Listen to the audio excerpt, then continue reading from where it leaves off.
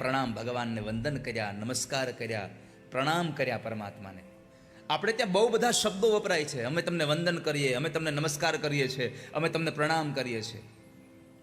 આ ત્રણેય શબ્દોનો અર્થ કંઈક અલગ છે. આ ત્રણેય શબ્દની સાથે આપણે પરમાત્માને કશું આપવાનું છે. વંદન કરો ત્યારે પરમાત્માને કહે, પ્રભુ હું જિંદગીમાં વફાદાર રહીશ. પ્રણામ કરો ત્યારે પરમાત્માને કહો, પ્રભુ હું જીવનમાં પ્રામાણિક બનીશ. અને નમસ્કાર કરો ત્યારે પરમાત્માને કહો, પ્રભુ જિંદગીમાં ક્યારેય નમક હરામ નહીં થવું. આ ત્રણ વસ્તુ પરમાત્માને અર્પણ કરવાની. ખાલી પગે લાગી રહેવું એ ભાવ સમાપન નથી.